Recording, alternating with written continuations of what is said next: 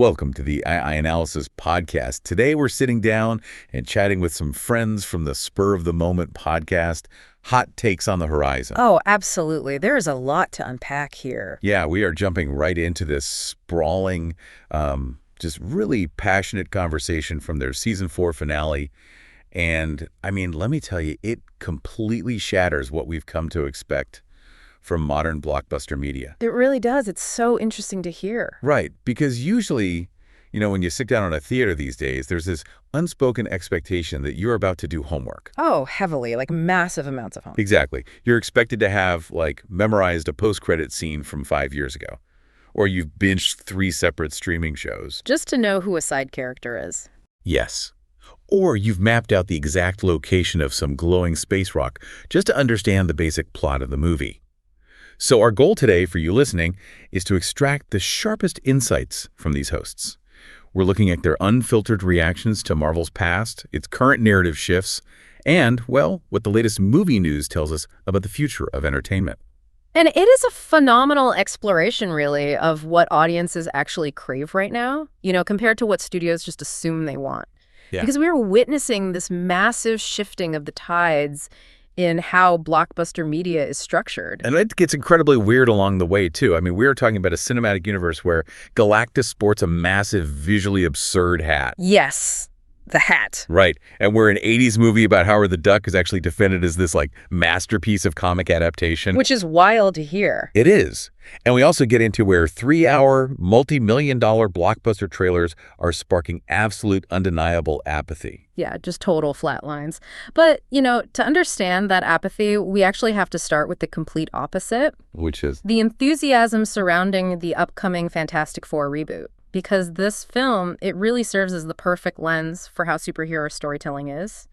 It's trying to course correct. Okay, let's unpack this, because the aesthetic choices alone are just fascinating. Listening to their review, it sounds like the creators are trying to emulate the experience of, picking up a vintage single-issue comic book from a newsstand. Exactly. It's unapologetically a retro 1960s universe. Right. But structurally, the biggest departure is that it is not an origin story at all. Thank goodness. Seriously. The team is already established. They are already universally beloved. They're successful. I think the podcast host described them as a big fish in a small pond. Right. And what's fascinating here is that specific structural choice. Skipping the origin, it completely changes the mechanical engine of the film. Well, normally the first act of a superhero movie is just bogged down, right? It's characters learning to use their powers or, learning to even tolerate each other. Oh, the obligatory bickering phase. Exactly. But by establishing them as flawless and successful from minute one, the filmmakers buy themselves all this real estate to focus purely on escalating the external threat.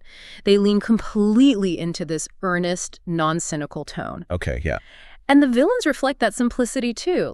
Moleman is a major grounding character. Which is such a brilliant nod to the early comics. It is. And then there is Galactus, rendered with practical effects, complete with his iconic, massive, beautifully stupid hat.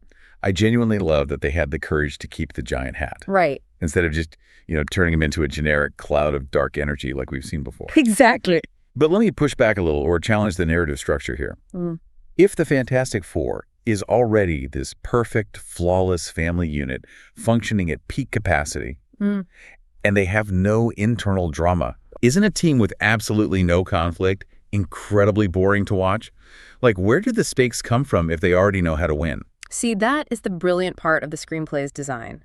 The film weaponizes their perfection against them. Oh, okay. Because the team is so flawlessly successful in their idyllic retro universe, introducing Galactus completely shatters their illusion of control. Because he's so huge. Right. Think about the mechanics of the conflict. Galactus isn't a traditional villain they can just punch or outsmart with a clever gadget. He operates structurally more like a natural disaster. Like a hurricane or something. Exactly, or an earthquake. So when perfect people face an uncontrollable force of nature they have absolutely no plan for, it forces genuine psychological growth. It proves that earnest, simple storytelling can still generate massive stakes. Without relying on that tired trope of heroes just bickering with each other for an hour. Precisely. And those stakes, they translate into severe, permanent consequences in this movie. Or, well, at least near permanent. Yeah, the climax is heavy. It really is.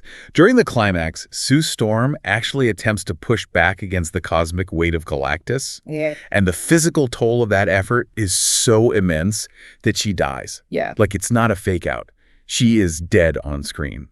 And it is only because Baby Franklin utilizes his reality warping powers to revive her that she survives. Which is an incredibly heavy, emotionally resonant beat. It's massive. But it only works because the movie spent its runtime making us actually care about this specific family unit rather than, setting up future sequels. Right, which required immense discipline in the editing room. I mean, the hosts noted that the film is incredibly tight. The director left highly entertaining material on the cutting room floor specifically to protect the pacing of that core family narrative. The self-control there is wild. I mean, they discussed how there were about 30 minutes of deleted footage. Yeah, John Malkovich filmed an entire role. And it was completely excised for time. That's crazy. They even animated a post-credit cartoon featuring a villain named Red Ghost and his psychic monkeys, and they chose to cut it. Psychic monkeys. I mean, cutting a John Malkovich performance and psychic monkeys. It proves the filmmakers prioritized a self-contained, focused, emotional arc. They recognized that adding extraneous weird elements, no matter how fun they are, would just dilute the tension of the family facing this insurmountable cosmic threat. Right. But, and there is a but, Always. This beautifully self-contained bubble does eventually pop. While the Fantastic Four succeeds by being its own isolated, tightly paced story, the studio mandates inevitably creep in. Oh, the mid-credit scene. Yes, there's a mid-credit scene that yanks this beautiful standalone film right back into the grueling homework machine, and the spur-of-the-moment podcasters were furious about it. Their frustration was so palpable, the mid-credit scene suddenly flashes forward 4 years. We see Baby Franklin being held by a figure in a green cloak. Right. The figure turns, holding a Dr. Doom mask, revealing Robert Downey Jr. And the podcast host argued this was an incredibly lazy, frustrating reveal, right? Completely. By artificially forcing the Fantastic Four into the broader cinematic universe's upcoming plans, it robbed the movie of its standalone triumph. Yeah. They argued strongly that a reveal of that magnitude should have been preserved as a theatrical mystery. It totally undermines the self-contained magic. You spend 2 hours invested in this retro universe, and the movie's final message is basically, hey, don't forget to buy tickets for next summer's crossover event. Exactly. And this sheer exhaustion with forced connectivity is what leads directly into their blistering critique of modern streaming shows. So let's look at what this means for you, the listener. When you sit down on your couch, Right. you log into a streaming service, and watching a show suddenly feels like clocking in for a shift. The host specifically tore into the series Hawkeye and Ironheart, but I have to push back on their premise here. Oh. Wait, aren't 6-episode shows great for character building? Historically, television is the ultimate medium for that. Yeah. Look at Mad Men or The Sopranos. Why do these podcast hosts hate them so much? Well, because we aren't actually dealing with the mechanics of television here. We are dealing with the mechanics of a stretched movie. Oh, interesting. The critical insight from their discussion is that shows like Hawkeye and Ironheart, they do not utilize an episodic structure.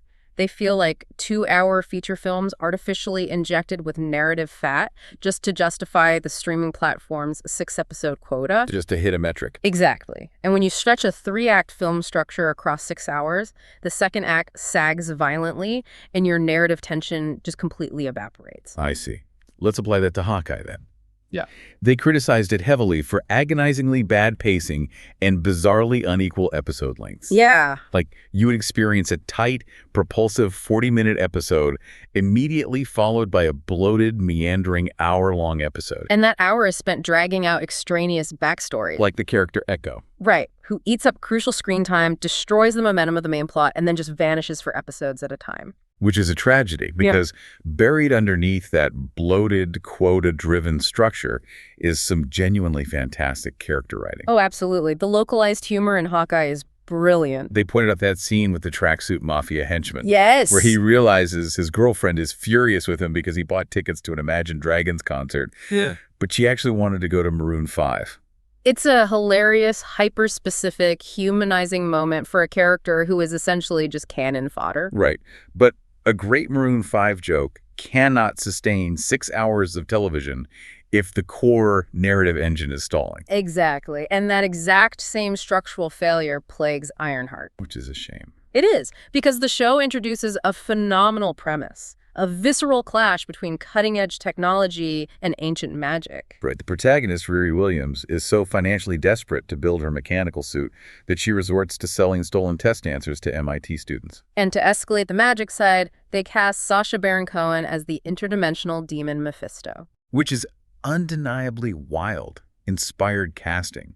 And selling test answers is such a grounded, relatable struggle for a young hero. It is a great struggle on paper, but consider the mechanism of suspense. The gritty, urgent reality of a hero selling test answers to survive, or the terrifying implications of a tech versus magic war.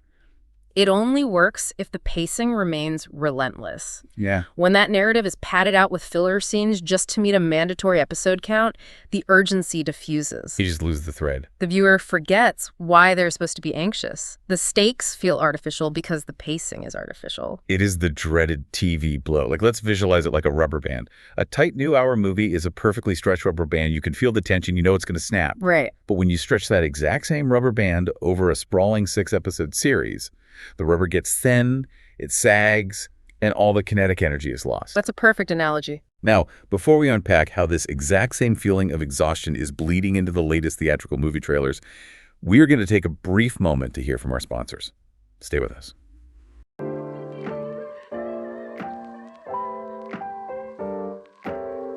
In Langley, British Columbia, lives one of Western Canada's best-kept secrets. We are Wild Education, Western Canada's largest reptile and small exotic animal rescue. And right now, we're launching our most urgent fundraiser ever. Less than 1 year ago, we opened the doors to our brand new education center, a space we poured all of our savings into building. But due to changes in land development, we found out we only have 9 months to find a new place and move out. This will be the third time in 5 years we've been forced to relocate, and this time we simply don't have the funds to do it again.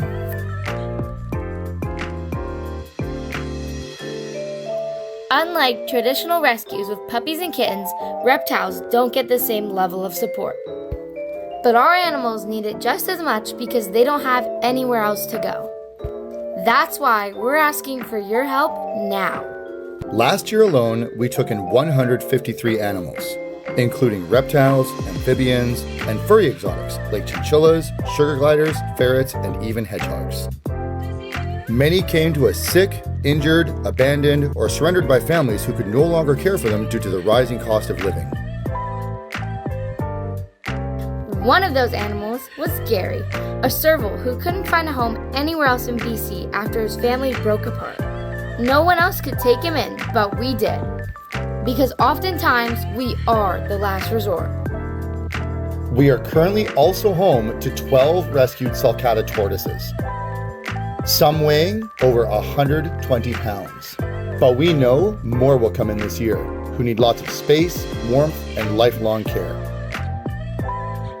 Wild Education isn't just a rescue, it's a mission. Our entire rescue is funded by our education program. This program travels to schools and other events to help teach about the natural history, conservation, and responsible ownership of these amazing animals. We give people the knowledge to hopefully prevent animals from ending up in our rescue in the first place. But now, more than ever, the future of Wild Education, its current animals, its future animals depends on your support. We know it's a lot, but we're trying to raise $1 million to buy a permanent property. A forever home where we'll never have to move again, and where our animals can finally be safe for good. So if you've ever wanted to make a big difference in the life of something a little different, this is your moment. Please visit www.wildeducation.ca to donate or click on the GoFundMe link. We need your help to save Wild Education so we can keep saving them.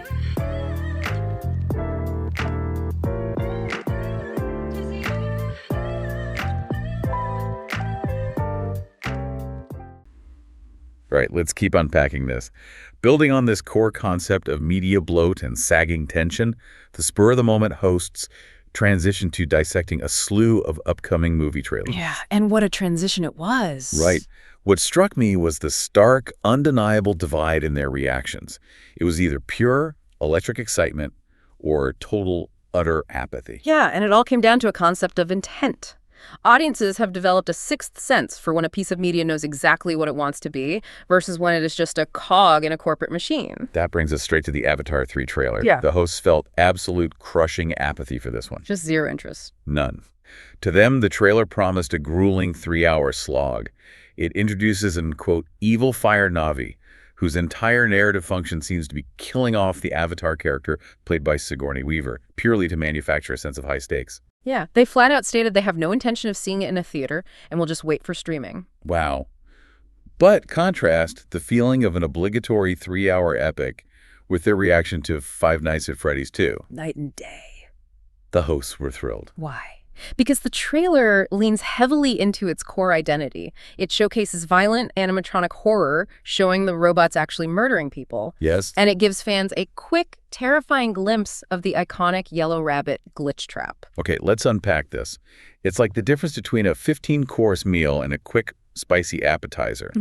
Avatar 3 feels like it's trying to be this brawling, multi-generational epic that appeals to every demographic while simultaneously setting up parts 4 and 5. Right. It's exhausting. But Five Nights at Freddy's 2, it just wants to scare you with haunted Chuck E. Cheese robots for 90 minutes. It respects your time by delivering exactly what it promises. And that structural confidence is magnetic. We saw the exact same positive reaction to the Peacemaker Season 2 trailer. Okay. It looks wildly entertaining because it refuses to take itself too seriously. I mean, the trailer shows Peacemaker finding a literal door to a happy alternate universe. Right. And ultimately engaging in a brutal fistfight with an alternate version of himself. Right. It is a conceptually ridiculous idea, but the execution is completely confident in its R-rated comedic tone. Exactly. Even when a trailer was highly divisive, it sparked more genuine energy than the sprawling epics. They got into a heated debate over Predator, Badlands. Oh gosh, yes. One host was they love the introduction of new hunting tech, a weird backpack robot, and the fact that the Predator actually speaks this time. But the other host violently hated the aesthetic choice of giving the alien hunter pulled back dreadlocks. They were practically screaming at each other over an alien's hairstyling. Which is so funny. Yeah. But while arguing about dreadlocks might sound petty, it is actually a symptom of deep engagement. That's true. They care passionately about the visual design because the Predator franchise has a distinct, recognizable identity. The same goes for their brief mention of Tim Burton directing a reimagining of Attack of the 50-Foot Woman, starring Margot Robbie. That sounds incredible. It's specific. It's bizarre. And it perfectly transitions into the final and perhaps most revealing segment of their conversation. Yeah, this is where it all comes together. To truly understand why these podcasters are so exhausted by modern bloated media, we have to look backward. We have to examine what they consider the absolute gold standards and the delightfully weird gems of the superhero genre. Right. Their rapid-fire retro reviews provide the vital context for all their modern complaints. Yeah. When they hold up films like 2008's Iron Man and 2012's The Avengers, they aren't just praising the visual effects, they are praising them as structural miracles. Because there is zero narrative fat. Think about The Avengers. It does not waste 3 hours dissecting the deep psychological trauma of every single character just to set up spin-off shows. Right. It just lets superheroes be superheroes. They face a threat, they overcome their egos, and they save the day. Furthermore, those early films embraced the inherent absurdity of their comic book premises without feeling the need to over-explain the mechanics to the audience. Like what? Well, they pointed out a brilliant detail in Guardians of the Galaxy. James Gunn essentially made up the entire, highly complex lore of the Infinity Stones in about 5 minutes of exposition during a scene with the Collector. Oh, yeah. It wasn't meticulously planned out years in advance in a corporate boardroom. It was just a cool idea executed quickly. That makes so much sense. Also, a vital detail that many viewers forget, the original Groot actually dies at the end of that film. Wait, really? Yes. The baby Groot in the subsequent sequels is his offspring. It is a definitive, self-contained emotional arc with permanent consequences. Which feels so refreshing today. But then the podcast took a massive left turn into the truly bizarre archives. It really did. Imagine going from a universally praised cinematic miracle like The Avengers to a 1986 movie about an anthropomorphic duck practicing martial arts. Howard the Duck. Yes. They reviewed the infamous Howard the Duck movie, produced by George Lucas. It is a profoundly weird piece of cinema. It's out there. It features a fighting style called Kung Fu. It has Lea Thompson harboring romantic feelings for a bird, and it culminates in a battle with a terrifying stop-motion demon from another dimension. Right. Yet the hosts fiercely argued that it is actually a surprisingly faithful adaptation of the original comic book's existential, deeply bizarre tone. Because it refused to compromise its inherent weirdness to fit a standardized 4-quadrant mold. Yeah? And that same experimental freedom applies to the 2000s animated show X-Men Evolution. Oh, I remember that one. Instead of placing the mutant teenagers in a traditional prestigious school setting, the creators put them in a mundane boarding house. Right. They also heavily utilized Canadian voice actors simply as a constraint to save money on production. Necessity is the mother of invention. Exactly. Or consider the direct-to-DVD animated feature Planet Hulk. What happened there? Well, they couldn't get the rights to use the Silver Surfer, so they just seemingly randomly replaced him in the Gladiator arena with Beta Ray Bill. Who is a horse-faced alien with a magic hammer. Exactly. Okay, I have to throw a flag on the play here. All right. Is nostalgia just blinding these podcasters to the flaws of the older movies? I mean, are they genuinely arguing that Howard the Duck is a triumph of cinema, or are they just giving it a free pass because they watched it on a worn-out VHS tape when they were 9 years old? It is a totally fair question. But if we connect this to the bigger picture, if we drill down into the mechanics of their argument, it isn't just blind nostalgia. Okay. What those older properties possessed, even the spectacular critical failures like Howard the Duck or the low-budget, constrained choices in X-Men Evolution, was a singular experimental identity. They had a vision. Exactly. They were not burdened by the crushing necessity of setting up a decade of future content across multiple platforms and streaming services. They were allowed to just be exactly what they were, flaws and all. They were the destination, not just a stepping stone to the next project. Precisely. And that ultimately brings us to the core takeaway from this entire audio exploration for you. Whether we are dissecting the success of a retro 1960s Fantastic Four family, the streamlined perfection of a 2008 Iron Man, or the unapologetic thrill of a violent animatronic horror trailer, the most successful storytelling happens when creators prioritize a simple, earnest narrative. Audiences are desperately craving stories that respect their time, offer a complete emotional arc, and don't feel like sprawling, interconnected homework assignments. Which leaves us with a critical question to consider as the entertainment landscape continues to evolve. What's that?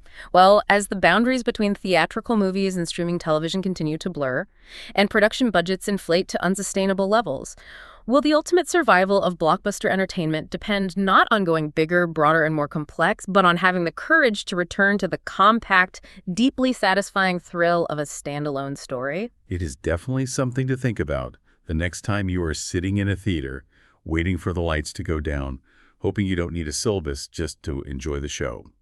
Thank you so much for joining us on this audio exploration, and remember to keep questioning the media you consume. So today's episode is sponsored by the Spur of the Moment podcast, everybody. Come join us every Saturday, and we're going to do this. We're going to sit here. We're going to talk about the news. Time to talk about the Minecraft. Okay. It looks bad. So we're going to talk about movies. That new Joker movie is apparently terrible, and I want to see it so badly because I hear it's awful.